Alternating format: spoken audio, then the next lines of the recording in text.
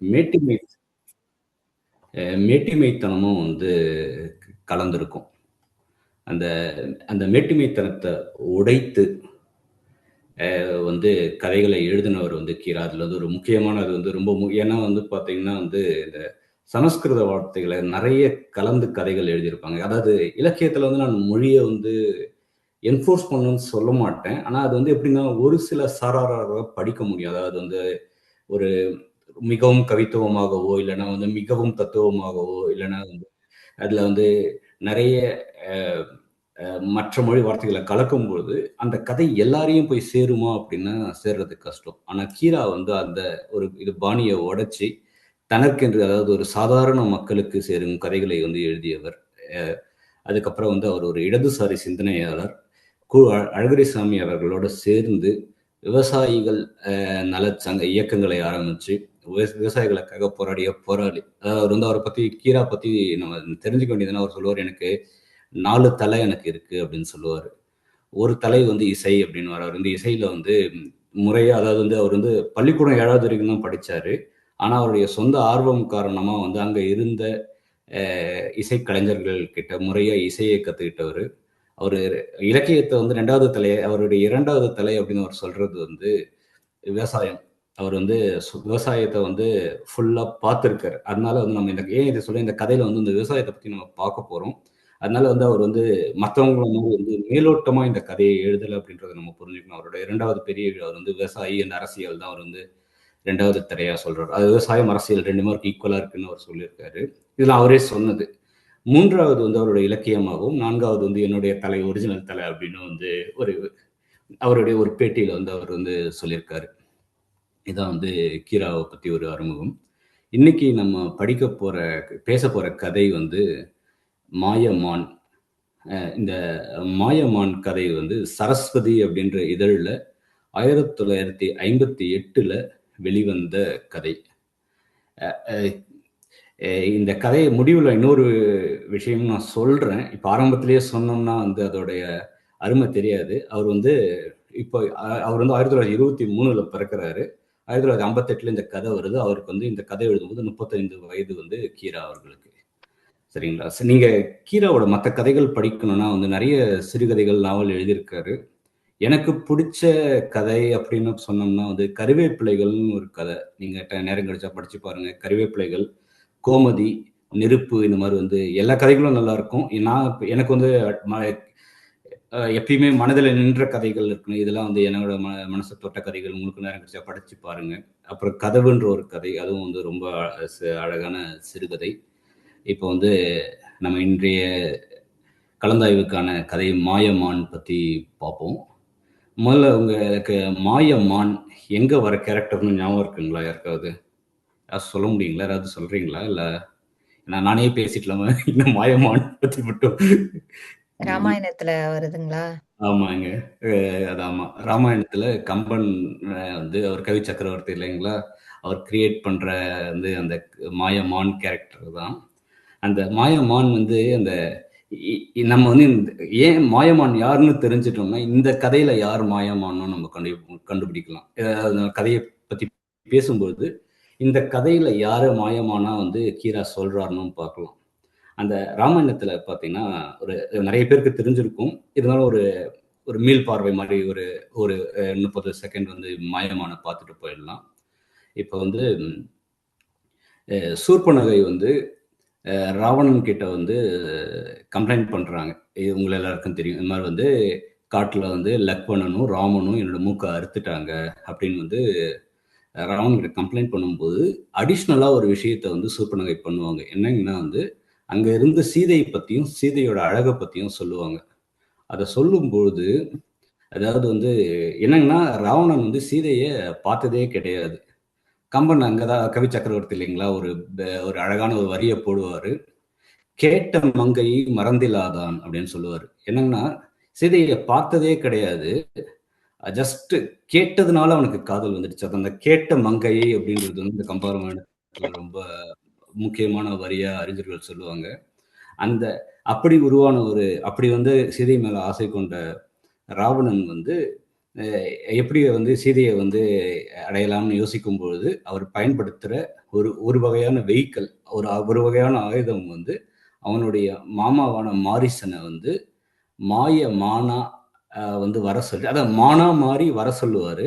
அந்த மான் வந்து அந்த அவங்க ஆரண்ய காண்டத்துல அந்த ஒரு குடிசையில வந்து சீதையும் ராவணனும் வாழற இடத்துல வந்து அந்த மான் வந்து துள்ளி குதிக்கும். அந்த மானுடைய செயல் அதை வந்து சீதை கேட்பாங்க, பொன்மான். அது வந்து சீதை கேட்பாங்க. சீதை கேட்கும்போது அந்த மானை வந்து ராமன் வந்து துரத்திட்டு போவாரு. துரத்திட்டு போகும்பொழுது அந்த மான் எப்படிலாம் ஆக்ட் பண்ணுதுன்ற சொல்லி அதை தான் மாயமான் அப்படின்னு வந்து கம்மன் எடுத்துட்டு வருவாரு. அது வந்து நிற்கும், நடக்கும், ஓடும், துள்ளும். அப்படி வந்து அந்த கம்பன் அவரோட கவி வரிகள் அப்படியே நான் சொல்லலை. அவர் வந்து அந்த மாய மான் வந்து பல வகையில் வந்து இட் கிரியேட்ஸ் இல்யூஷன் அப்படின்னு வந்து நம்ம அது வந்து கம்பன் வந்து ரொம்ப அழகாக சொல்லியிருப்பார். அந்த மாய மான் எப்படி இந்த சமூகத்தில் வந்து ஒரு கதை மூலமாக எப்படி வந்து கீரா வந்து சொல்றாரு அப்படின்றத நம்ம கதையை பார்ப்போம். இப்போ நம்ம கதைக்கு வந்துடுவோம். இந்த கதை வந்து இப்படி தான் ஆரம்பிக்குது. கோவில்பட்டி பக்கத்தில் ஒரு கிராமம். அந்த கிராமத்தில் அப்பாவு செட்டியார்னு ஒருத்தர் மளிகை கடை நடத்திட்டு இருக்காரு. ஒரு மளிகை கடை, பங்க் கடை, ஒரு சின்ன கடை, கிராமத்தில் இருக்கிற கடை எடுத்துக்கோங்க. இது வந்து 1958 நடக்குது இல்லைங்களா? 1958 கான்டெக்ஸ்ட் உங்களுக்கு எத்தனை பேருக்கு ஞாபகம் இருக்குன்னு தெரியல. 1950 அதையும் சொல்லிட்டு இந்த கதை சொன்னோம்னா இன்னும் புரிதல் அதிகமாக இருக்கும். 1958 வந்து சீஃப் மினிஸ்டர் வந்து காமராஜர், சரிங்களா? அதாவது வந்து நம்ம இன்றைக்கு அரசியல் சூழ்நிலையில் ஒரு ஊழலற்ற ஆட்சியை தந்ததாக நம்பப்படுகின்ற அந்த சூழ்நிலையில் இந்த கதை நடக்குது. உங்களுக்கு வந்து 1958 கோவில்பட்டி பக்கத்தில் ஒரு கிராமம். அந்த கிராமத்தில் அப்பாவு செட்டியார்ன்ற மளிகை கடை வச்சிருக்காரு. அவர் வந்து கோவில்பட்டிக்கு போயிட்டு அவர் கடைக்கு தேவைப்படுற மளிகை சாமான்கள் இது எல்லாத்தையும் அதாவது கடையில் விற்கிறதுக்கு தேவையான சாமான்களை வாங்கிட்டு சைக்கிளில் வந்து இறங்குறார். அவரோட சைக்கிள் ஹேண்டில் பாரில் ஒரு நியூஸ் பேப்பர் மடித்து வச்சிருக்காரு. இந்த நியூஸ் பேப்பர் வந்து ஒரு சுருட்டி வச்சு நீங்கள் பார்த்துருப்பீங்கன்னு நினைக்கிறேன். நம்ம வந்து ஹேண்டில் பாரில் வந்து இந்த ஹேண்டில் பாரில் பிரேக் ஒயர் போகும், பிரேக் ஒயர் நடுவில் வந்து வைக்க முடியும் பேப்பர், அந்த சுருட்டி வச்சிருக்காரு. அழகாக வந்து அதை பிக்சர் பண்ணுறாரு.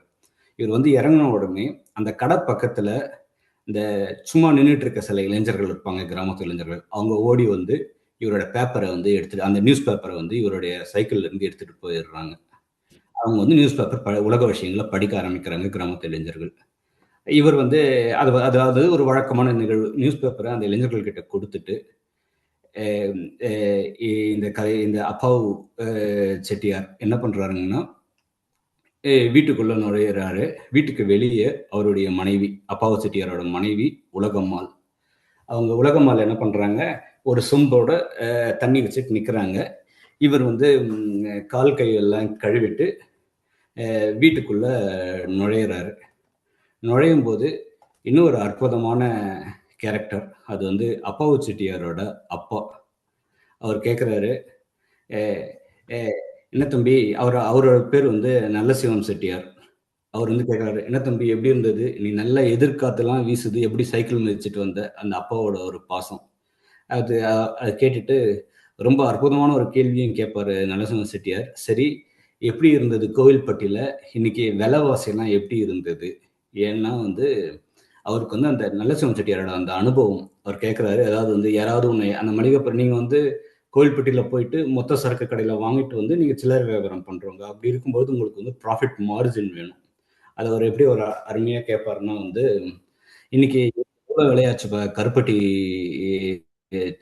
வெள்ளத்தோட விலை எவ்வளோ ஆச்சு அப்படின்னோடனே இவர் சொல்லுவார், அப்பாவு செட்டியார், இன்னைக்கு வந்து 7 ரூபாய் போட்டு தள்ளிட்டான்ப்பா அப்படின்னு சொல்லுவார். ரொம்ப அதிகமான விலை கொடுத்து வாங்க வேண்டியதாக இருந்தது இன்னைக்கு, அதனால ப்ராஃபிட் மார்ஜின் கம்மியாக இருக்கும் அப்படின்னு சொல்லுவார். இந்த கான்டெக்ட் எதுக்கு இந்த கதையில் வருதுன்னா வந்து, இந்த கதை இவங்க வந்து they know how to make profit, ஓகேங்களா? அப்படிப்பட்ட ஒரு குடும்பம். அப்போ இது வந்து நமக்கு character set and contact set பண்ணுறாங்க. அதாவது வந்து அப்பாவு செட்டியார், அவங்க மனைவி, அதுக்கப்புறம் வந்து அப்பாவு செட்டியாரோட அப்பா வயசானவர் நல்லசிவம் செட்டியார், அதுக்கப்புறம் வந்து இவங்க கடையில் அப்பாவு செட்டியாருக்கு ஒரு மகன் இருக்கான், பெரிய மகன். அவன் பேர் வந்து சிவக்கொழுந்து. அவன் தான் கடையில வந்து இவர் வந்து ஊருக்கெல்லாம் போயிட்டு இந்த பொருள்லாம் வாங்கிட்டு வரும்போது கடையை கொஞ்சம் மேனேஜ் பண்றதுக்கு ஹெல்ப் பண்றவன். அதுக்கப்புறம் வந்து வீட்டில் வந்து கைலாசம்னு ஒரு சின்ன பையன், ரெண்டாவது பையன் இருக்கான் அப்பாவு செட்டியாருக்கு. அதுக்கப்புறம் வந்து ஒரு சின்ன மகள் இருக்கா. அப்புறம் வந்து அப்பாவு செட்டியாரோட அம்மா, அவங்களும் வந்து அவங்க பேர் வந்து வடிவம்மாள். அவங்க வந்து இருக்காங்க. இந்த கதையில வந்து மற்ற ஆசிரியர்களோட கீரா வந்து கொஞ்சம் வந்து ஒரு சிரத்தை எடுத்து எல்லாருக்கும் வந்து ஒரு நல்ல எல்லாருக்கும் பேர் கொடுத்துருக்காரு. ஸோ ஈஸியாக அந்த கதையை சொல்லலாம். இப்போ வந்து இப்போ உள்ள வந்து வீட்டுக்கு வந்துட்டாரு. வீட்டில் வந்து அப்பாட்டையும் பேசிட்டு திருப்பி வந்து அப்பாவு செட்டியார் வந்து வீட்டுக்கு வெளியே போறாரு. இப்பதான் வந்து கதை திருப்பி வந்து அந்த நியூஸ் பேப்பர் கதை ஆரம்பிக்கும் போது வந்து நம்ம அந்த நியூஸ் பேப்பர் ஒன்று வந்தது இல்லைங்களா? அது வந்து இந்த ஹேண்டில் பார் நியூஸ் பேப்பர், அந்த நியூஸ் பேப்பருக்கு வந்து திருப்பி கதை மூவ் ஆகுது. அந்த நியூஸ் பேப்பரை அந்த இளைஞர்கள் படிச்சுட்டு இருக்காங்க. அந்த கதையில வந்து ஒரு முக்கியமான ஒரு விஷயம் வந்து போட்டிருக்கு. அது வந்து எல்லாரும் சத்தம் போட்டு படிக்கிறாங்க. அது என்னன்னா ஒரு அரசாங்க அறிவிப்பு. மழை இல்லையேன்னு இனிமேல் விவசாயிகள் கவலைப்பட வேணாம். புஞ்சை பகுதியில், அதாவது வந்து வறண்ட அதாவது உங்களுக்கு நஞ்சை புஞ்சை தெரியும். நஞ்சைனா ஏற்கனவே நல்ல நீர்வளம் இருக்கிற பகுதி. புஞ்சை பகுதி வந்து நீர்வளம் இல்லாத பகுதி. நீர்வளம் இல்லாத புஞ்சை பகுதியில் இருக்கிற விவசாயிகளுக்கு அரசாங்கம் கிணறு தோன்றதுக்காக ஒரு ₹400 இலவசமாக தராங்க அப்படின்றது தான் அந்த அரசாங்கத்தோட அறிவிப்பு. ஞாபகம் வச்சுக்கோங்க, 1958ல நடக்கிற கதை. காமராஜர் ஆட்சியில் இருக்கார். அப்போ வந்து அந்த புஞ்சை பகுதியில் இருக்கவங்களுக்கு தராங்க அப்படின்றது வந்து இதனால அரசாங்கம் என்ன சொல்லுதுங்கன்னா, நிலங்களை வளமாக்கி உற்பத்தியை பெருக்கி விவசாயிகள் லாபம் அடைகிறதுக்காக அரசாங்கம் இலவசமாக ₹400 தருகிறேன் அப்படின்றது செய்தி. இந்த செய்தி வந்து இயல்பா வந்து ஒரு சந்தோஷத்தை ஏற்படுத்தணும் இல்லைங்களா? ஒரு காசு இலவசமா வந்தா சந்தோஷம். ஆனா அந்த கிராமத்துல அந்த சூழ்நிலையில வந்து நெறைய பேருக்கு நம்ப முடியல. அது ஒரு இனம் புரியாத சந்தோஷத்தை தந்தது அப்படின்ற வார்த்தைய வந்து கீரா பயன்படுத்துறாரு. எல்லாருக்கும் நம்புறதுக்கே சிரமமா இருக்கு. என்னடா எப்புட்றா? அதுக்கு தான் வந்து ஒருத்தன் சொல்றான், "இதெல்லாம் பேப்பர்காரங்க டூப்புடா" அப்படின்னு சொல்றதா வந்து எழுதியிருக்காரு. ஒரு சிலர் வந்து, "அது எப்படி அரசாங்க அறிவிப்புன்னு போட்டிருக்காங்க. நிஜம் இல்லாமயும் இருக்குமா?" அப்படின்னு ஒரு சாரார் வந்து பேசுறாங்க. அ இப்படியே பேசிட்டு இருக்கும்போது, அப்பாவு செட்டியார் வந்து அங்க வராரு. அப்பதான் வந்து பார்க்கும்போது, அவருக்கு வந்து ஒரு சின்ன பொறி தட்டுது. ₹400 இலவசமா கிடைக்குதா? இவனுங்க என்ன இத கூட நம்பாம பேசிட்டு இருக்கானுங்க. பேப்பர்காரன் வந்து சும்மா போடுவானா? சும்மா போட்டா அவனுக்கு வந்து பேப்பர் சர்க்குலேஷன் ப்ராப்ளம் வராதா? அப்படின்ட்டு இவர் வந்து அப்போ கவர்மெண்ட்டுக்கு சப்போர்ட்டா பேசுறாரு அப்பாவு செட்டியார். அப்பதான் வந்து அந்த தெருவுல இருந்த அந்த நியூஸ் பேப்பர் படிச்சிருந்த ஒரு கேரக்டர் ராமசாமின்ற கேரக்டர் சொல்றாரு, "என்னங்க செட்டியார சொல்றீங்க? இந்த ஆனானப்பட்டவனுக்கே" அதாவது வந்து என்னங்கன்னா, அந்த ஊர்ல ஏற்கனவே இந்த பண்ணையார்லாம் இருக்காங்கல்ல, அவங்களே போயிட்டு கடன் கேட்கலாம் அப்படின்னு நினைக்கும்போது, அவங்களுக்கு வந்து கடனே குடுக்கல அந்த அரசாங்கம். அந்த டைம்ல வந்து ஈவன் வந்து கெட்டிங் எ அக்ரிகல்ச்சுரல் லோனோ, இல்லன்னா வந்து மத்த லோனோ வந்து டிஃபிகல்ட்டா இருந்திருக்கு. ஈவன் வந்து ஒரு ஏற்கனவே வந்து அசெட் வச்சிருக்க பண்ணையாருங்களுக்கு பணம் கிடைக்கிறது கஷ்டமான சூழ்நிலையா இருந்திருக்கு அந்த டைம்ல. அதான் அந்த ஒருத்தர் சொல்றாரு, "என்னங்க ஆனானப்பட்டவங்களுக்கே வந்து கடனே குடுக்காத இந்த அரசாங்கம், ₹400 இனாமா தருவாங்களா?" அப்படின்ற கேள்விய வந்து ஒருத்தர் கேட்கிறாரு. உடனே நம்ம அப்பாவு செட்டியாருக்கு பயங்கர கோவம் வந்துடுது. பேப்பர புடுங்கிட்டு போயிட்டு அவரே உறக்கமா படிக்கிறாரு. படிச்சு பார்த்தா, அது வந்து எழுதியிருக்கிறது உண்ம. இவரும் படிச்சுட்டு, அது அரசாங்கம் எழுதியிருக்கு. இந்த மாரி வந்து புஞ்சை நிலம் வச்சிருக்கவங்களுக்கு ₹400 இனாமாக தருகிறோம் அப்படின்னோனே, சரி இவர் வந்து இந்த ஊர்ல இருக்கவனுக்கெல்லாம் ஒண்ணும் தெரியாதுன்னு மனசுக்குள்ள சிரிச்சுக்கிட்டு உள்ள போயிடுறாரு. வீட்டுக்குள்ள அந்த பேப்பர வாங்கிட்டு போயிடுறாரு. அதோட அந்த கடைக்கு முன்னாடி நடந்த இது ஸ்டோரி செட்டிங் முடிஞ்சிடுது. இப்ப வீட்டுக்குள்ள வந்துடுறாரு. வீட்டுக்குள்ள வரும்போது வந்து அதாவது அப்பா இருக்காரு இல்லைங்களா? நலசிங்கம் செட்டியார் வந்து குளிச்சுட்டு இருக்காரு. "தம்பி நீயும் குளிப்பா" அப்படின்னு சொல்றாரு. இவர் அப்பாவு செட்டியாருக்கு வந்து இந்த ₹400 சுத்தியே மனசு போயிட்டே இருக்கு. இது போயிட்டே இருக்கும்போது, அப்படியே வரும்போது அவங்க அப்பாட்ட அவர் வந்து எப்பயுமே வந்து நீங்க பார்த்தீங்கன்னா, இந்த கதை ஆரம்பிக்கும்போது, ஒரு வெல்லத்தோட விலை எவ்வளோ இருக்கு அப்படின்றத அப்பாவும், நரசிம்ம செட்டியார் இவரு அப்பாவும் செட்டியாரும் பேசுவாங்க இல்லையா? தந்தையும் மகனும் பேசுவாங்க இல்லையா? அது மாரி வந்து இந்த வீட்ல வந்து பார்த்தீங்கன்னா, ஜெனரலி வந்து கன்சல்ட் பண்ணி ஒரு டிஸ்கஸ் பண்ணி, ஆனா டெசிஷன் வந்து இந்த மெயின் கேரக்டர் அப்பாவு செட்டியார் எடுக்கிறாரு. அப்படிதான் போகுது. அந்த அந்த ஆங்கிள் வந்து இவர் வந்து ஒரு இந்த ஐடியாவை த்ரோ பண்றாரு. யாரு? அப்பாவு செட்டியார் அவங்க அப்பா கிட்ட சொல்றாரு.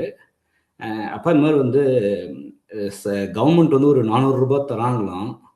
நம்ம ஏன் வந்து நமக்கு வந்து ஒரு 4.5 ஏக்கரா நிலம் இருக்கு. அந்த நிலத்துல ஏன் கிணறு வெட்டி தோட்டமா மாத்தக்கூடாது? அப்படி மாத்திட்டோம்னா, இப்போ நம்ம பொழப்பு எப்படி போயிட்டு இருக்குன்னா, இந்த மளிகை கடை இருக்கு. மளிகை கடையில வர இது வந்து ஏதோ இந்த செலவுக்கு இந்த தினந்தோறும் செலவுக்கு பயன்படுது.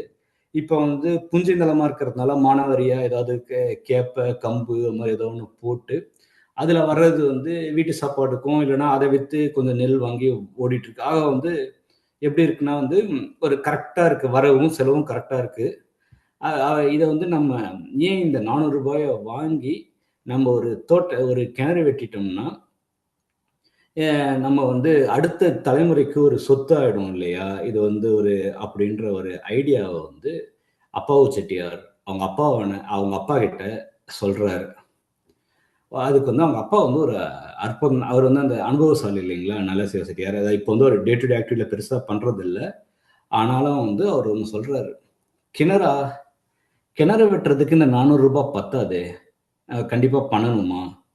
There is a reason. அதாவது நம்ம வந்து ஒரு ரீசன்னால தான் நமக்கு முன்னாடி எனக்கு முன்னாடி இருந்த அந்த பூர்வீகம், இந்த தாத்தா இந்த பாட்டன் பூட்டன் யாருமே வந்து கிணறு வெட்டலை. அதுக்கு ஒரு காரணம் என்னன்னா வந்து விவசாயம்ன்றது வந்து இது சாதாரண வேலை கிடையாது.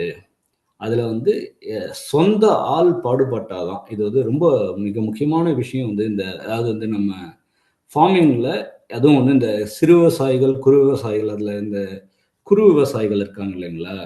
அதாவது வந்து உங்களுக்கு வந்து ஒரு 50 ஏக்கரா 100 ஏக்கரா இருக்கும்போது வந்து அங்க வந்து எக்கனாமி ஆஃப் ஸ்கேல் ஒர்க் ஆகும்.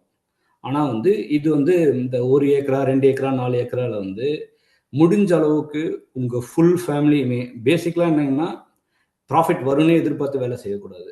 அதுதான் வந்து ஒரு அழகா அந்த அனுபவத்துல வந்து அவருடைய அப்பாவு செட்டியாரோட தந்தையான நல்லரசன் செட்டியார் இந்த மாதிரி விவசாயம்ன்றது வந்து நம்ம சொந்த ஆள் போட்டு வேலை செஞ்சா தான் வந்து நம்ம அதுல ஏதாவது கொஞ்சம் காசு பார்க்க முடியும். நம்ம வந்து நமக்கு கடையை பார்க்க வேண்டிய வேலை இருக்கு. இப்படி இருக்கும்போது வந்து நம்ம எதுக்கு போயிட்டு இந்த புஞ்சை நிலத்துல கிணறு வெட்டி முதல்ல போட்டு நஞ்சையா மாத்தி பார்க்கணும். அதுக்கு அது முதல்ல மட்டும் எங்க காசு இருக்கு அப்படின்ற ஒரு விஷயத்த வந்து அவர் நல்லசிவன் செட்டியார் வைக்கிறார். இந்த கதையை வந்து அவர் கீரா 1958 எழுதியிருக்காரு. அதனால நான் அகைன் சொல்றேன் பாருங்க எவ்வளவு ஆழமான ஒரு கருத்தை வைக்கிறாருன்ட்டு. அப்போ வந்து இவர் வந்து கன்வின்ஸ்ட், அப்பாவு செட்டியார் கன்வின்ஸ்ட். அதாவது இந்த 400 ருபீஸ் 400 ரூபாய் வந்து வாங்கிட்டோம்னா அதை வச்சு நம்ம பண்ணிடலாம்னு ஒரு கன்வின்ஸ்ட் இருக்கிறதுனால அவர் வந்து என்ன சொல்றாருன்னா, அது பத்தாது தான், 400 ரூபாய் போட்டு மேல வந்து நமக்கு அந்த கடனை உடனே வாங்கி போட்டுட்டோம்னா நம்ம வந்து கொடுத்துடலாம் இல்லையா? அப்படின்றது வந்து இவர் அப்பாவு செட்டியார் ஆர்கியூ பண்றாரு அவங்க அப்பாட்ட. அவங்க அப்பா வந்து கடனை பத்தி முதல்ல யோசிக்கிறாரு.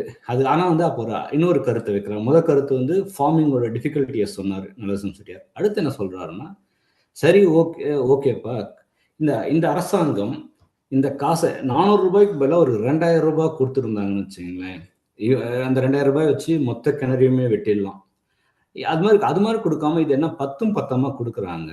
ஈவன் அரசாங்கம் வந்து இதுவா கூட இலவசமா கூட கொடுக்க தேவையில்ல. அதுக்கு பதிலா அந்த 2000 ரூபாயை ஒரு லாங் டேர்ம் லோனா, நீங்க இது வந்து நம்ம யூஎஸ்ல வந்து இந்த மார்ட்கேஜ் மாதிரி 30 இயர் மார்ட்கேஜோட அட்வான்டேஜை யோசிக்கணும். Long term less interest rate, அந்த கான்செப்ட் வந்து நல்லசிவன் செட்டியார் சொல்லுவார்.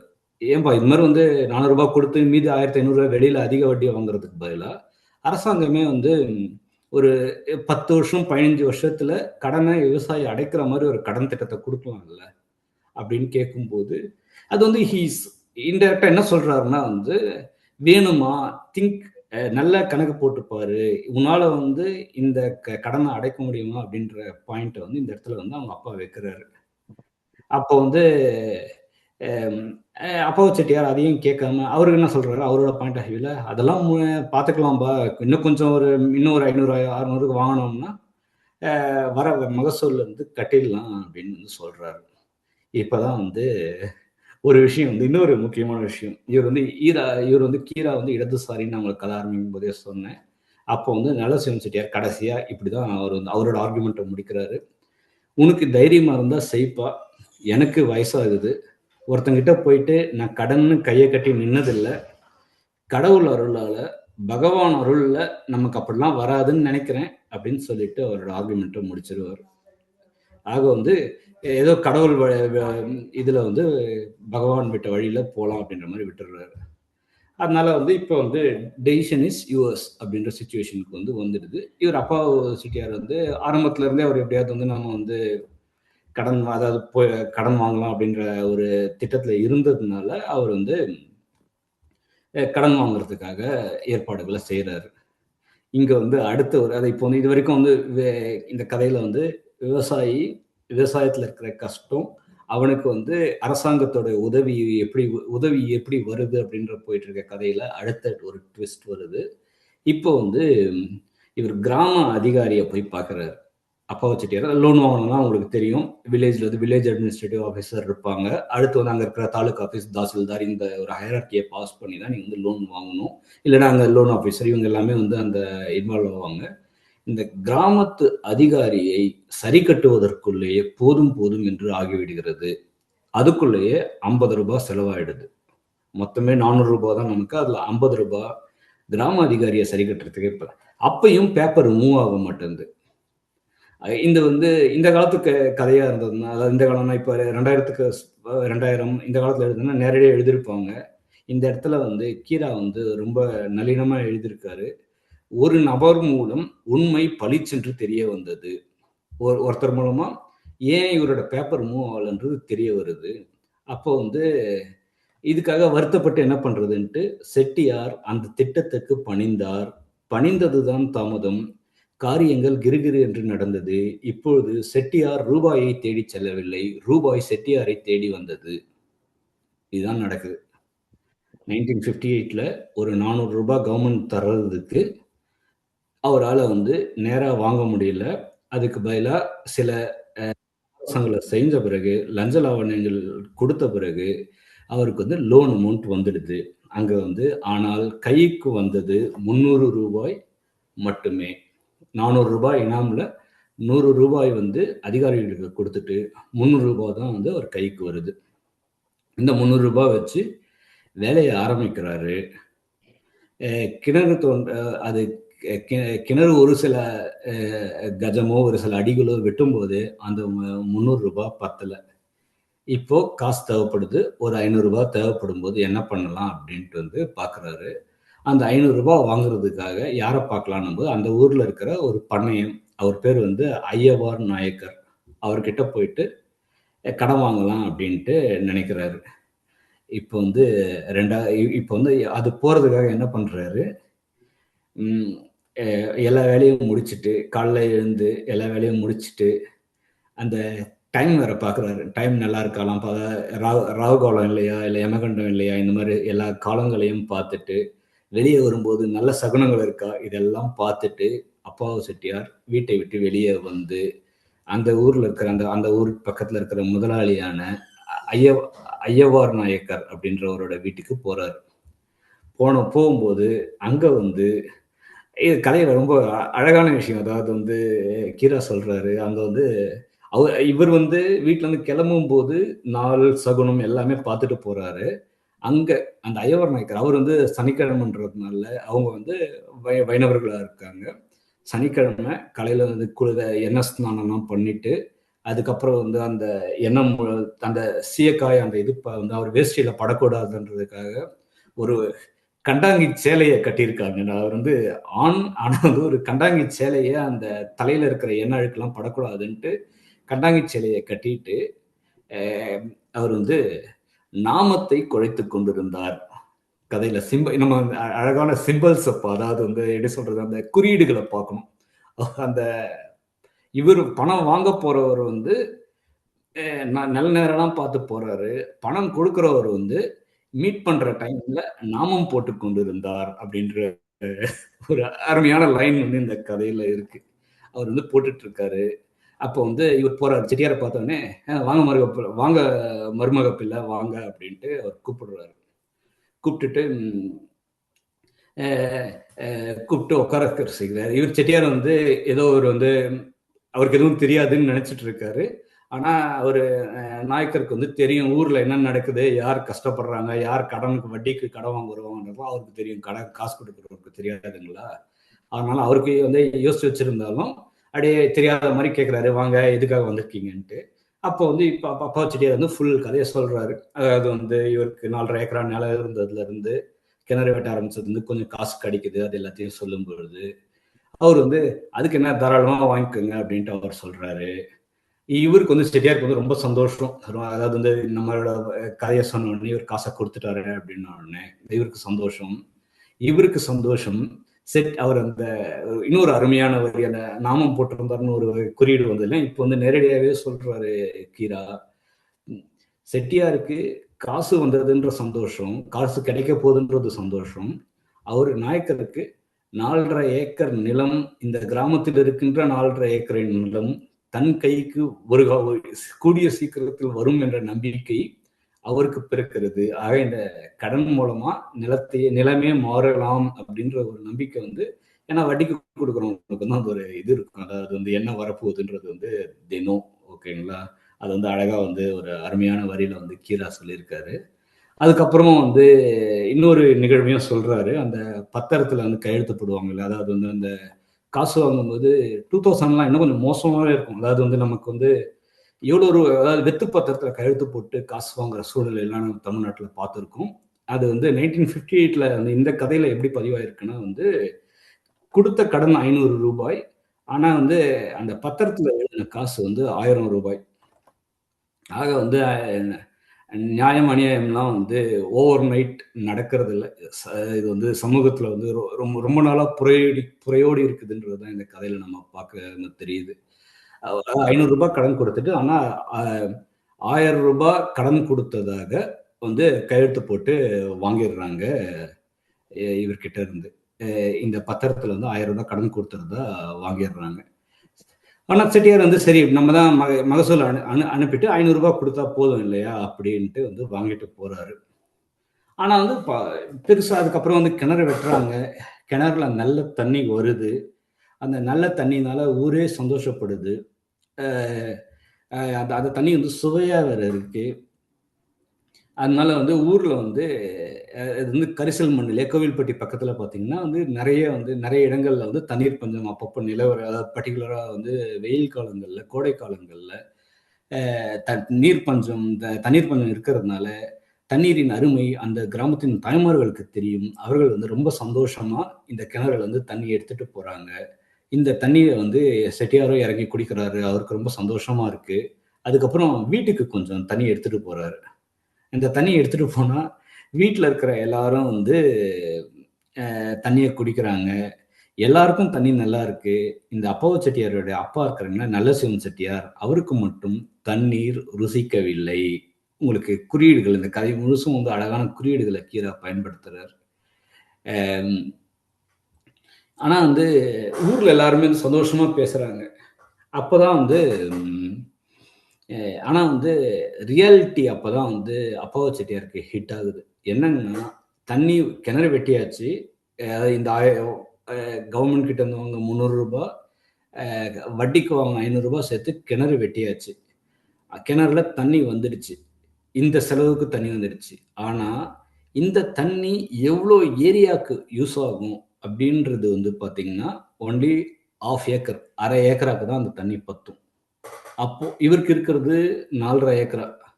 இந்த 4 1/2 ஏக்கராக்கு தண்ணி போட்டா தான் வந்து மகசூல் வரும். கடன திருப்பி குடுக்க முடியும். இப்போ என்ன பண்றது? எப்படி வந்து இந்த 1/2 ஏக்கரா தண்ணிய 1/2 ஏக்கராக்கு வந்த தண்ணிய என்ன பண்றது? அப்ப வந்து அந்த கிணறு வெட்டுறவங்க வந்து சொல்றாங்க, "இவ்ளோ தூரம் கஷ்டப்பட்டுட்டீங்க. இன்னும் ஒரு 2 கஜம் வந்து வெட்டிட்டீங்கன்னா, இன்னும் தண்ணி அதிகமா வரும்." அப்படின்னு சொல்றாங்க. அப்போ வந்து அப்பதான் அவர் நினைக்கிறாரு, "நீங்க சொல்லிட்டீங்கப்பா. ஏற்கனவே நான் கடன் வாங்கிட்டேன்." இதாவது வந்து என்ன சொல்லுவாங்க, இந்த மாடு, இந்த எருமை இதுக்கெல்லாம் பார்த்தீங்கன்னா, ஒரு காயம் ஏற்படும்போது அது வலியில துடிக்கும். ஆனா, அந்த அந்த அங்க பறக்கிற காக்கா, குருவிகள் என்ன பண்ணும், அந்த புண்ல வந்து கொத்தும். அதுக்கு வந்து அது உணவு. மாட்டுக்கு வந்து அது வலி. அப்படி வந்து அந்த ஒரு ஊமை இந்த இடத்துல கீரா சொல்றாரு. அந்த செட்டியாரோட மனசு எப்படி வருத்தப்பட்டதுன்னா, அந்த புண்ணின் வலி அந்த மாட்டுக்கு தான் தெரியும். கொத்தி தின்கின்ற காகங்களுக்கு தெரியாது அப்படின்ற மாதிரி வந்து அந்த இன்னும் ஒரு 2 கஜம் தண்ணிய தோண்டணும் அப்படின்ற ஒரு விஷயம் வந்து அந்த அளவுக்கு வந்து செட்டியாரின் மனதை பாதிப்பதாக வந்து கீரா சொல்றாரு. ஆனா விட முடியுங்களா? அதாவது வந்து அதுக்கப்புறம் வந்து அப்பதான் வந்து ஊர்ல இருக்கவங்கலாம் சொல்றாங்க, செட்டியாருக்கு அட்வைஸ் சொல்றாங்க. யானைய வாங்கிட்ட, நீ வந்து அந்த யானைய மேனேஜ் பண்ணணும்னா, அந்த அங்குஜம் அந்த இது சொல்லுவாங்க, அந்த யானைய கண்ட்ரோல் பண்ற அந்த அங்குஜம் இல்லாம உன்னால பண்ண முடியுமா? அதனால வந்து இப்ப போய் யோசிக்கலாமா? அப்படின்றாங்க. சரி என்ன பண்ணணும் அப்படின்னா வந்து, நீங்க இன்னும் 2 விஷயத்த கால்குலேட் பண்ணல. கிணற 2 கஜம் அதிகமா வெட்டணும். அது மட்டும் இல்லாம, அ அந்த கவலை இரைத்தல்னு சொல்லுவாங்க. நான் இந்த கரெக்ட்டான வேர்ட் பார்க்கல நான் கதையில.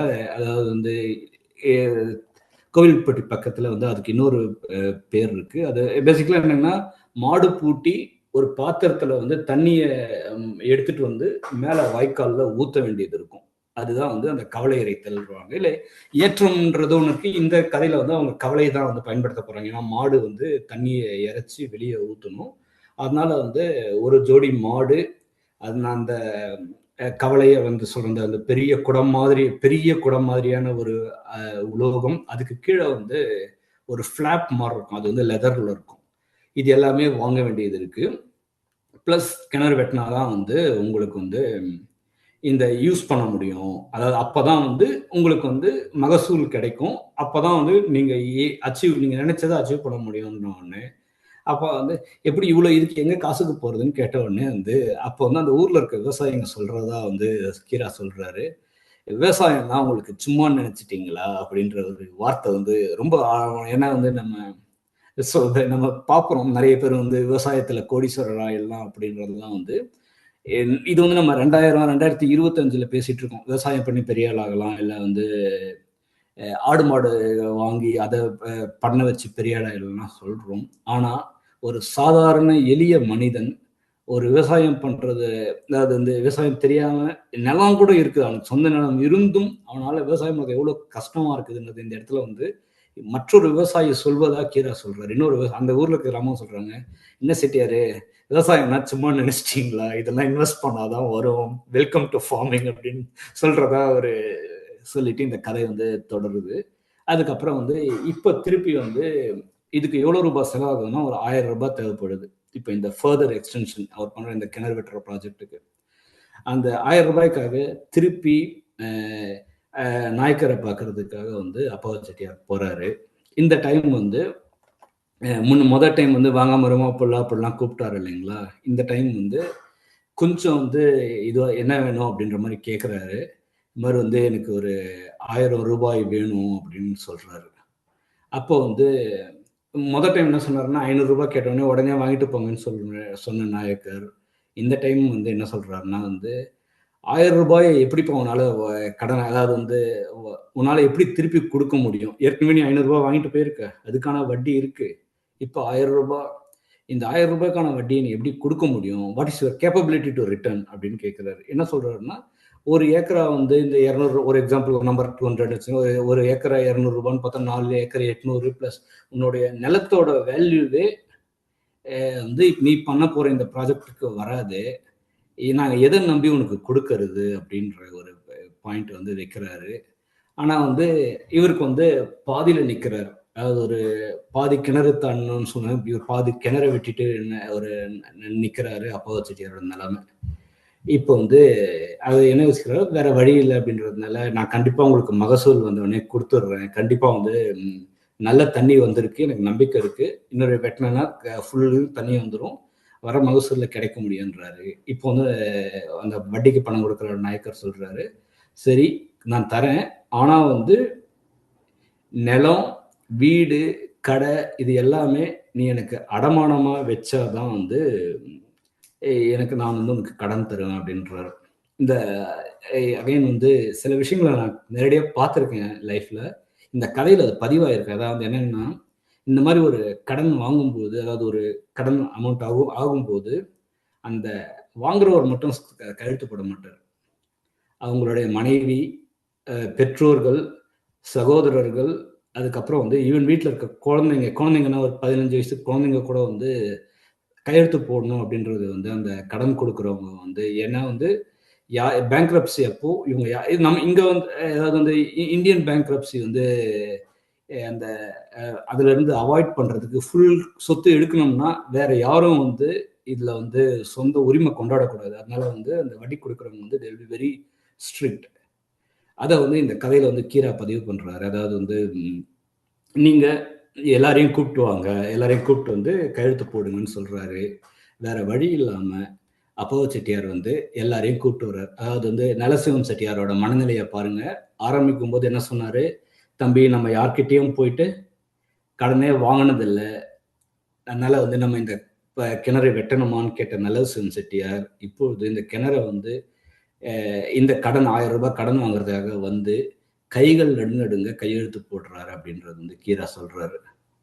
அப்போ வந்து மிக முக்கியமான வரி அப்பாவு செட்டியார் கையெழுத்து போடும்போது நம்ம கதை ஆரம்பிக்கும் போது இந்த அவங்க வீட்டில் யார் யார் இருக்காங்கன்னு சொன்னோம் இல்லைங்களா? அதில் ஒரு ஒன்று வந்து கைலாசம் அப்படின்னா அந்த குட்டி பையன் அவனும் வந்து இந்த எதுவும் அதனால கையெழுத்து போடும்போது தனக்காகவும் மைனருக்காகவும் அப்படின்ட்டு கையெழுத்து போட்டு போறாரு. ஆக அவர் மட்டும் இல்லை அவங்க குடும்பத்தில் ஒரு அடுத்த வாரிசு கூட வந்து உரிமை கொண்டாடாத சொத்துல அப்படின்றத போட்டுட்டு இந்த 1000 ரூபாயை வாங்கிட்டு போறாரு.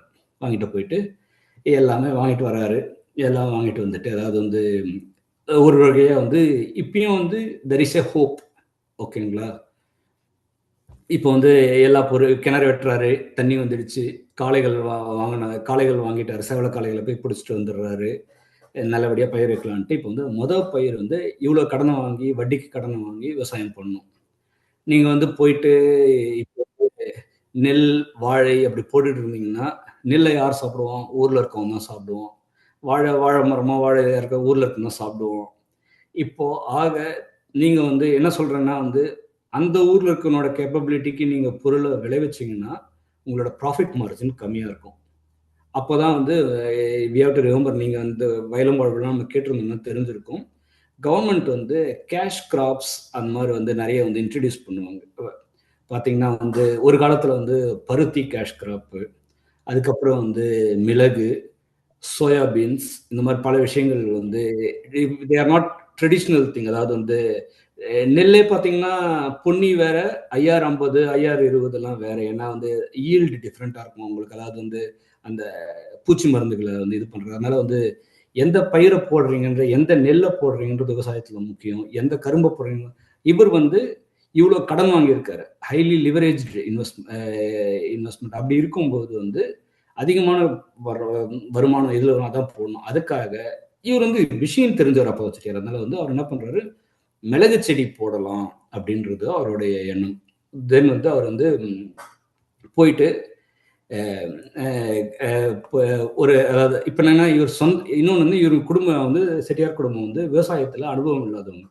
தோட்டத்துக்கு ஒரு ஆள் வச்சு இன்னும் 2 பேர் அதுவும் வந்து அடிஷ்னல் செலவு அவங்களுக்கு. தோட்டத்துக்கு ஆள் வச்சு அந்த ஆள்கிட்ட சொல்லிட்டு போயிட்டு மிளகு நாற்று வாங்கிட்டு வர சொல்றாரு. பெப்பருக்காக நாற்று வாங்கிட்டு வந்து பண்ணலாம் அப்படின்னு போகும்போது அந்த வந்து நாற்று நடலான்னு பார்க்குறாரு. ஆனால் வந்து அப்போதான் அரசாங்கத்து அதிகாரி வந்து சொல்றாங்க, நீங்க வந்து கவர்மெண்ட் கிட்ட இலவசமா பணம் வாங்கியிருக்கிறதுனால கேஷ் கிராப்ஸ் வந்து பிரிவென்டட். யூ கேனாட் அதாவது நீங்க வந்து இது மாதிரி பணப்பயிர்களை வந்து பயிரிட முடியாது. நீங்க வந்து நெல் அது மாதிரி வந்து இந்த மக்களுக்கு தேவையான உணவுகளை மட்டும்தான் விளைவிக்க முடியும் அப்படின்றது வந்து அந்த அரசாங்க அதிகாரிகள் வந்து சொல்றாங்க. அதுதான் வந்து அவரோட ஹோப்ல வந்து ஒரு பெரிய ஹோல் ஆயிடுது. அவருடைய எவ்வளோ கனவுகள் வந்து ஒரு பெரிய இடி விழுந்த மாதிரி ஆயிடுது. அப்போ வந்து என்ன பண்ண முடியும்னு பார்க்கும்போது அவசரத்துக்கு வந்து நெல் பயிரிட முடியாம கேப்பை வந்து பயிரிட வேண்டிய சூழ்நிலை வருது. கேப்பை வளர்ந்து வரும்போது கடுமையான பஞ்சம். தமிழகத்தோட விவசாயிகளோட பல பிரச்சனைகள்ல ஒரு விஷயம் வந்து சரியான நேரத்துல மழை பெய்யாது. வேணும்னும் போது பெய்யாது, வேணானும் போது நிறைய பெய்யும்.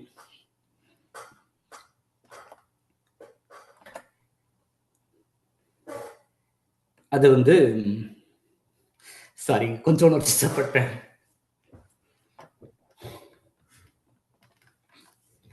இவருக்கும் வந்து ஃபுல்லாக வந்து பயிர் வந்து வாடி போகுது. இந்த பயிர் வந்து ஒன்லி வந்து மாடுகளுக்கு மட்டும்தான் வந்து பயன்படுற அளவுக்கு போயிடுது. இந்த சூழ்நிலையில் கடன் மேலே மேலே நெருங்கும்போது இவர் வந்து என்ன பண்ணுறதுன்னு தெரியல. முதல்ல வந்து அவர் வந்து நாயக்கர் வந்து காசு கேட்குறாரு. காசு கேட்கும்போது வந்து வீட்டில் இந்த குழந்தை இருந்தான் இல்லைங்களா கைலாசம், அவனுக்கு வந்து இந்த அண்ணா கயிறு இந்த மாதிரி இந்த பிறந்த உடனே போட்டிருப்பாங்க. அந்த நகைகளை விற்று அவர் வந்து முதல்ல வட்டியை கட்டுறாரு. ஆனால் வந்து கண்டினியூ பண்ண முடியல. அட் த எண்ட் வந்து இவர் வந்து நிலத்தை வந்து கொடுக்கணும் அப்படின்ற ஒரு சூழ்நிலை வருது. அது வந்து அப்போ சொல்லும்போது அவங்க அப்பா இருக்காரு Nallasivam Chettiar, very interesting character இந்த கதையில். ஆரம்பத்திலே சொன்னார், உன்னால் வந்து இந்த மாதிரி இன்வெஸ்ட்மெண்ட்டை கடன் வாங்கி பண்ணி விவசாயத்தில் பண்ண முடியாதுன்னு சொல்லுவார். அதுக்கப்புறம் வந்து இன்னொன்று என்ன சொல்லுவார்னா வந்து, எனக்கு வந்து என்னவோ சரியாக படலைப்பா, ஆனால் கடவுள் விட்ட வழி, இந்த வீட்டில் பெரியவங்க இந்த கடவுள் விட்ட வழி அப்படின்னு சொல்லும்போது வி ஹவ் டு திங்க், அதாவது வந்து அவங்க கடவுளை சொல்லலை, மற்ற ஏதோ குறியீடுகள் இருக்குது. அதாவது வந்து நம்ம வந்து அந்த கடவுள் அப்படின்றத ரொம்ப மிக்ஸ் பண்ணிடுறோம். அது வந்து இப்போ வந்து அவர் அதே நல்லசிவம் செட்டியார் இந்த இடத்துல வந்து திருப்பி சொல்கிறாரு, எனக்கு வந்து தயவு செஞ்சு சாவை மட்டும் கொடுத்துரு, என் நிலம் வந்து என்னை விட்டு போகக்கூடாது அப்படின்ற ஒரு சூழ்நிலைக்கு அவர் சொல்கிறாரு. ஆனால் மரணத்தை கூட வந்து அவர் கேட்ட மரணம் கூட அவர் கேட்ட கடவுள் கொடுக்கல. ஆனால் மரித்து போனது வந்து இவருடைய அம்மா, அப்பாவு செட்டியாருடைய அம்மா இருக்காங்க இல்லைங்களா, வடிவம்மாள், அவங்க வந்து இறந்துடுறாங்க. அவங்கள வந்து இவங்களோட நிலத்திலேயே வந்து அடக்கம் பண்ணிடுறாங்க.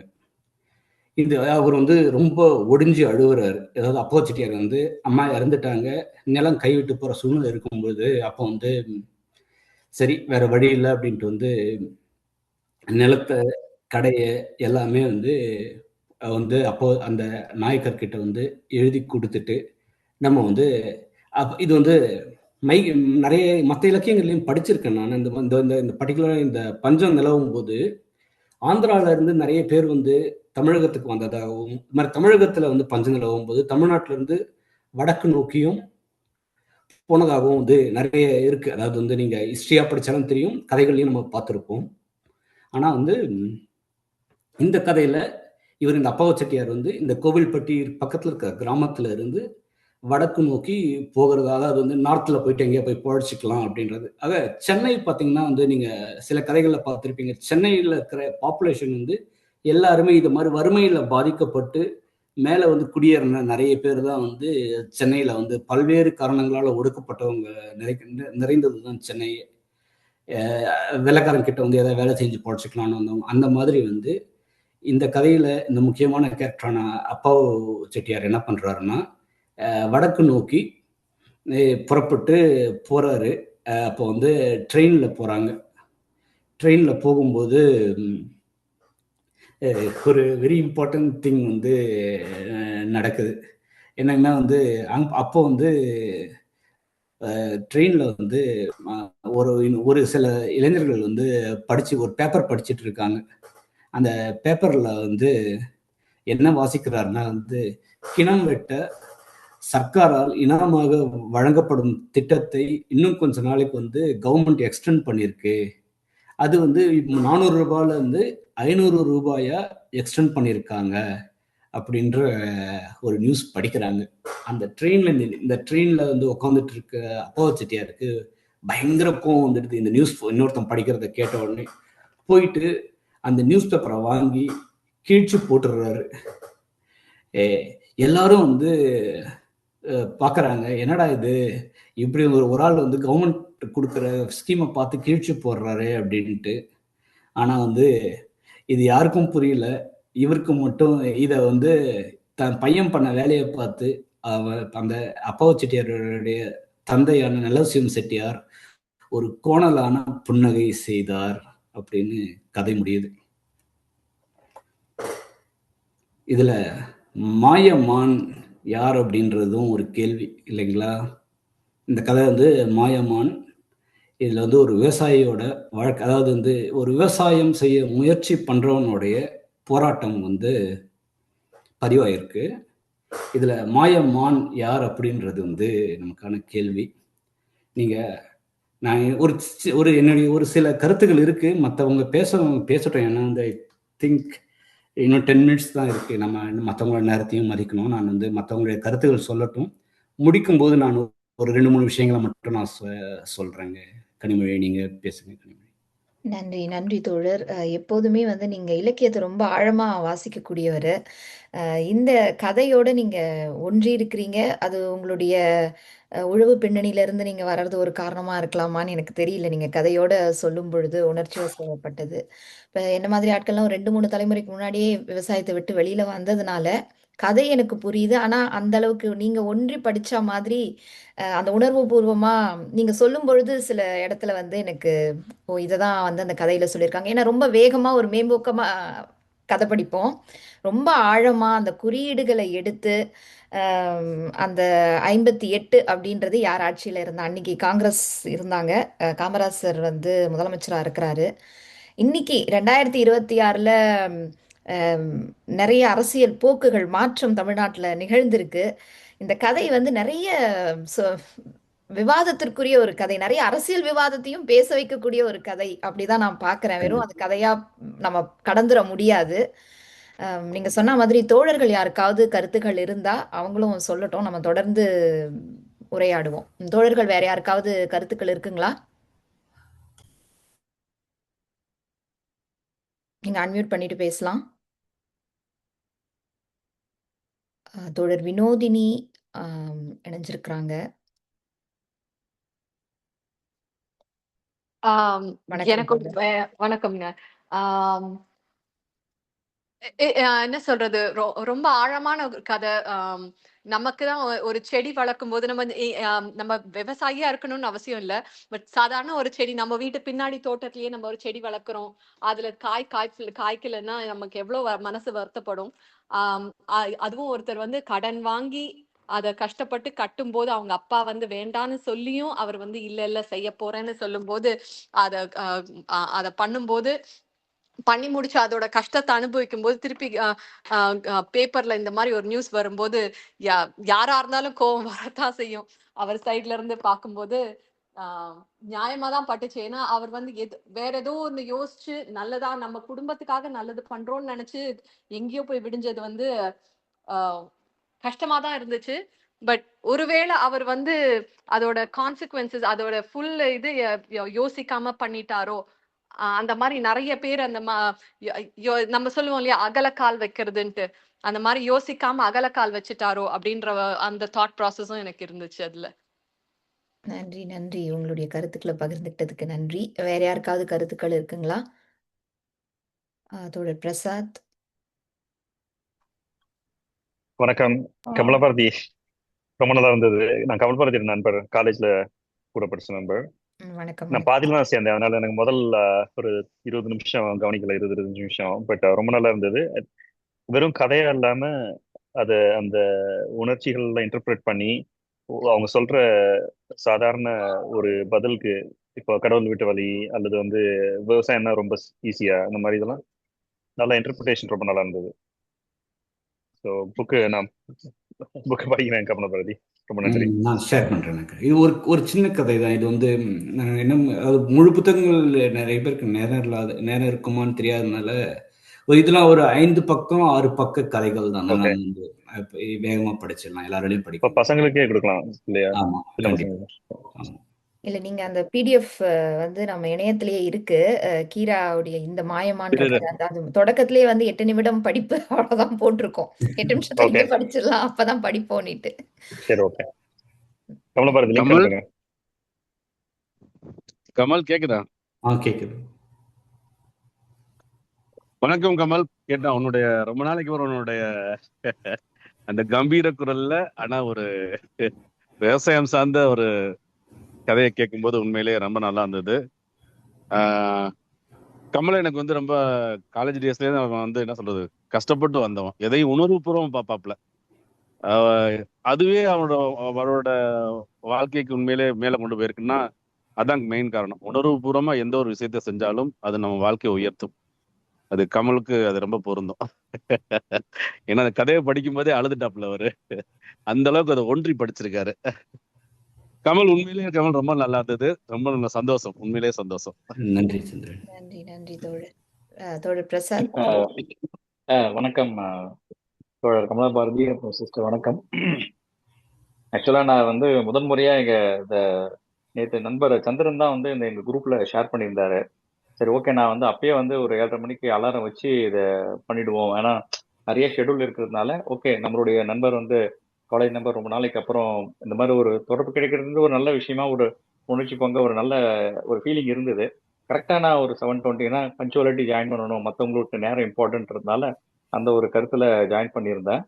அவர் ஆரம்பிக்கும் போதே வந்து இந்த கதையோட தாக்கமா என்னன்னு தெரியல, ஃபீலிங் வந்து நார்மலா எப்பயுமே வந்து குரூப்ல டிஸ்கஷன் பண்ற கமலபாரதிக்கும் இங்க வந்து தோழர் பேசுற விதமும் பாத்தீங்க அப்படின்னா அந்த கதையோட ஒன்றியாகிய அந்த உணர்வு வந்து ரொம்ப தெரிஞ்சுதுங்க. இதுல ஒண்ணு ஃபர்ஸ்ட் பாயிண்டா நான் சொல்ல விரும்புறேன். அதே மாதிரி எனக்கு என்ன ஒரு டேக்அவே இருந்தது இந்த கதையை அவர் வந்து சொல்லும்போது, அதாவது பிரபஞ்சம் கொடுக்கக்கூடிய அந்த ஒரு சக்தி, அதாவது இப்ப ஒரு அப்பாவு செட்டியாருடைய அந்த தந்தையாகிய அவர் நல்ல செட்டியார் இருக்கிறீங்களா, அவர் வந்து கடவுள்கிட்ட வழி அப்படின்னு சொல்லும் பொழுது அவர் வந்து அதை வந்து அவரு அதை சுதாரிச்சிருக்கலாம். ஸோ அந்த மாதிரி ஒரு பிரபஞ்சத்தோட சமிக்கைகள் அது மாதிரி வரக்கூடிய விஷயங்கள்லாம் வந்து நம்ம வந்து இந்த காலகட்டத்துல நம்ம வந்து கவனிக்கிறோமா அப்படின்னு நான் வந்து ஒரு ஒருமுகப்படுத்தி பார்க்கும் பொழுது இப்ப யாருமே அது பண்றது இல்லை. நம்ம வந்து ஹார்ட்டோட வாய்ஸை யாருமே கேட்கறது இல்லை. அதை வந்து நம்ம அமைதிப்படுத்திட்டு போயிடுறோம் அப்படின்ற மாதிரி எனக்கு வந்து ஒரு தோரணையா இருந்தது. அதே மாதிரி அந்த காலத்துல வந்து எப்படி விவசாயிகள் வந்து எவ்வளவு ஒரு கடினமான ஒரு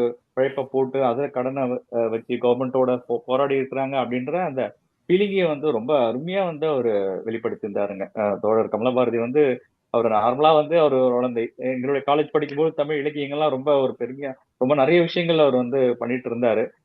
மீண்டும் வந்து எங்களுக்கு வந்து அந்த ஒரு நினைவுக்கே போன ஒரு கல்லூரி நாட்களுக்கு போன மாதிரியே ஒரு ஃபீலிங்கா இருந்தது. ஸோ உங்க அனைவருக்கும் வந்து என்னுடைய மனமார்ந்த நன்றியை தெரிவிச்சுக்கிறேன், இப்படி ஒரு வாய்ப்பை நீங்க கொடுத்ததுக்காக. கமலபாரதி, உங்களுக்கும் ரொம்ப நன்றி. கமலபாரதி, நம்ம நண்பர்கள் வட்டாரத்துல நம்ம தொலைக்கல நம்ம பேசிக்கலாம். ஓகேவா? தேங்க்யூ. நன்றி தோழர். தோழர் வேற யாருக்காவது கருத்துக்கள் இருக்கா? எனக்கு பெயர் தெரியல.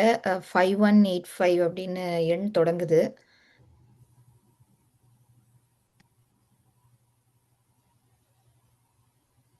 சரி, நீங்க தொடர்ந்து பேசுங்க தோழர். உங்களுக்கு சில கருத்துக்கள் இருக்கிறதா சொன்னீங்க இல்லைங்களா? ஆமாங்க. அது என்னன்னா, இந்த கதையில வந்து இவர் கீரா வந்து இடதுசாரி அப்படின்னு சொன்னோம் இல்லைங்களா, அது வந்து பல விஷயம் அது வந்து அவருடைய கருத்தை வந்து யதார்த்தவாதம் அப்படின்ற ஒரு ஜானர்ல வந்து இந்த சிறுகதையில வந்து அவர் பதிவு பண்ணியிருக்காரு. அது என்னங்கன்னா வந்து எப்படி வந்து நம்ம வந்து இந்த மழை வரலன்ன உடனே எந்த மாதிரி ஒரு பூஜைகள் எல்லாம் செய்யறாங்க, அதுக்கெல்லாம் வந்து நிறைய அதெல்லாம் வந்து தேவையா, அப்படிப்பட்ட சில கேள்விகளை வந்து சொல்லாம சொல்லிட்டு போயிருக்காரு. அது இந்த கதையை படிச்சீங்கன்னா உங்களுக்கு வந்து நிறைய பேருக்கு அது வந்து அது நீங்க உங்களோட இன்டர்பிரிட்டேஷனுக்கு நான் விட்டுறேன். அதை பாருங்க. அது வந்து எவ்வளவு சாஃப்டா சில வந்து நம்பிக்கை வேற, மூட நம்பிக்கை வேற. அந்த மூட நம்பிக்கைகளை வந்து ஒரு கதையின் மூலமா வந்து எவ்வளவு அழகா வந்து அது வந்து நம்ம யார் மனசையும் புண்படுத்தணும்ன்றது இல்லை, ஆனா வந்து நீங்க யோசிச்சு பாருங்க அப்படின்ற ஒரு கேள்வி வந்து இந்த கதையில வந்து நிறைய இடங்கள்ல தொட்டிருக்காரு. அதை வந்து வாசகர்களாக நம்ம எல்லாரும் வந்து படிச்சு நம்மளுடைய இது பண்ணிடலாம். இன்னொரு பக்கம் வந்து இந்த கதையில நான் முக்கியமா என்ன சொல்லணும்னா, இந்த காலத்துல பசுமை விகடன் மாதிரி சில பத்திரிகைகள் வந்து இளைஞர்கள் வந்து என்னோட கருத்து வந்து படிப்புன்றது வந்து சாதாரணமா நமக்கு அக்சசபிள் கிடையாது. இன்னைக்கு வரைக்கும் எந்த ஊருக்கு போனீங்கன்னாலும் ஒரு சில எஜுகேஷன் ஆக்சஸ் பண்ணோம்னா ஏதாவது ஒரு ஹேர்டில் ஒரு வந்துட்டு தான் இருக்கும். அது வந்து என்ன சொல்லுவாங்கன்னா வந்து இந்த ஒரு ப்ரொஃபஷனுக்கு வந்து மெரிட் பேஸ் போனாதான் நல்லா இருக்கும் அப்படின்ற பேர்ல வந்து மெரிட் அப்படின்றத வந்து மெரிட்டை வந்து நம்ம எதிர்க்கல, ஆனா மெரிட்டை அபியூஸ் பண்ணாதீங்கன்றது வந்து ஒரு இது. ஆனா வந்து இத ஒரு பக்கத்துல வந்து ஹர்டில்ஸ் பண்ணுவாங்க, இன்னொரு பக்கம் வந்து ஆல்டர்னேட் பார்த்து தரேன், உனக்கு சொல்லித்தரேன் அப்படின்ற பேர்ல வந்து ஆடு மேய்ச்சி கோடீஸ்வரன் ஆயிடலாம் அப்படி மாதிரி சில கருத்துக்களை வந்து இன்னைக்கு பசுமை வீடுகளில் கூட நிறைய பேர் எழுதிட்டு இருக்காங்க. இன்னைக்கு நான் இப்போ சமீப காலங்கள்ல இந்த சமீப கால இலக்கியங்கள் இது அதெல்லாம் பார்த்து இளைஞர்கள் வந்து டிஸ்ட்ராக்ட் ஆகக்கூடாது அப்படின்றத வந்து இலக்கியங்கள் நமக்கு திருப்பி திருப்பி சொல்லித் தருது. அதன் வாசிப்பு வந்து திருப்பி திருப்பி வந்து இந்த மாதிரி நிறைய கதைகள், இது வந்து ஒரு கதை, இது மாதிரி வந்து நீங்க எஸ்தர் கதை படிச்சீங்கனாலும் உங்களுக்கு வந்து பஞ்சத்தினால எவ்வளவு பிரச்சனைகள் வந்ததெல்லாம் வந்து தெரியும். பல கதைகள் சொல்லுதுன்றதும். இன்னொரு பக்கம் வந்து இலக்கியங்கள் வந்து நம்ம வந்து நியூஸ் பேப்பர்ல இல்ல மற்ற மீடியால வந்து அப்படியே ஃபேக் நியூஸை வந்து ஸ்ப்ரெட் பண்ணிட்டு போக முடியும். ஆனா இலக்கியங்கள் வந்து ஒரு நல்ல இலக்கியவாதி வந்து அந்த காலத்தை வந்து ஒரு ஸ்னாப்ஷாட் மாதிரி எடுத்து பதிவு பண்ணிட்டு போவாங்க.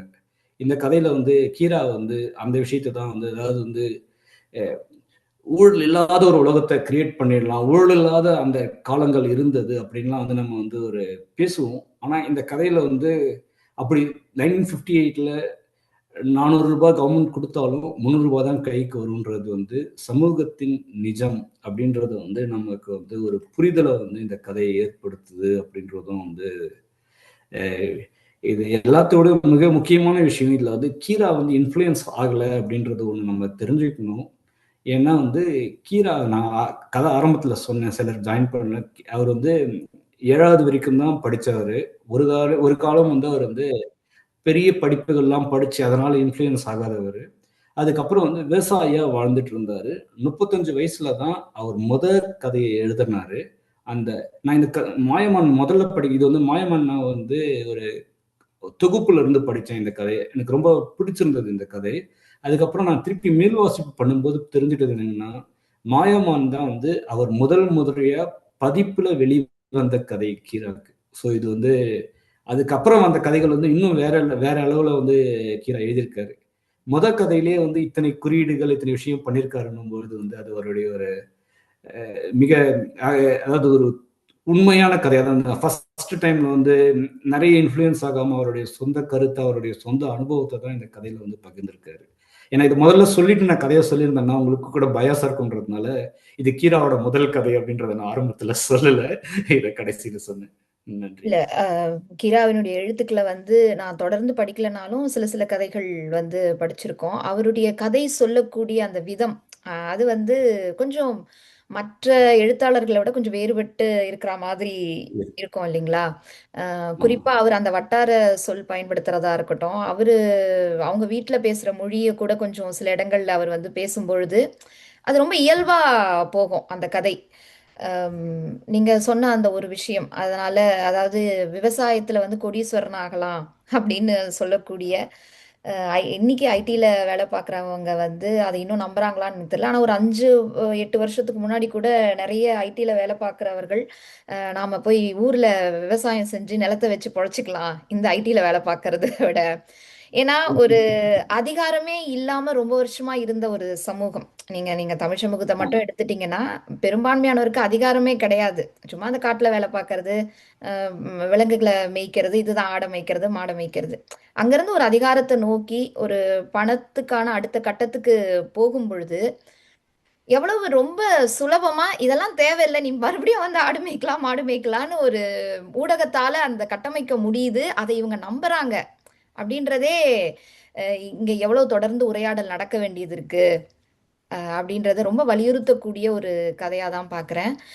தமிழ்நாட்டை பொறுத்த வரைக்கும் நிறைய பஞ்சம் நிலவிட்டு இருந்ததுன்றது நமக்கு தெரியும். அதனாலதான் 67ல இங்க ஆட்சி மாற்றம், காங்கிரஸ் அல்லாத இந்தியாவிலேயே ஒரு ரீஜனல் பார்ட்டி ஆட்சிக்கு வருதுன்னா அது திமுக தான் இந்தியாவிலேயே. அதனாலதான் அவங்களுக்கு இன்னிய வரைக்கும் ஏன் வடக்கு வந்து திமுக குறி வச்சு தாக்குறாங்கன்னு நிறைய பேருக்கு தெரியறது இல்ல. இந்தியாவிலேயே முதல் தடவை ஒரு ரீஜனல் பார்ட்டி மண்ணுக்கேத்த ஒரு அரசியலை பேசி ஆட்சிக்கு வரவங்க அவங்கதான். அப்ப அவங்க சொல்றது 3 படி அரிசிக்கு 1 ரூபாய், 3 படி அரிசி 1 ரூபாய்க்கு கொடுப்பேன் அப்படின்றாங்க. அப்ப எந்த அளவுக்கு பஞ்சம் நிலவிட்டு இருக்கோம் இங்க. ஒரு அரிசி சாப்பிடுறதே ஒரு பெரிய விஷயமா இருந்திருக்கு.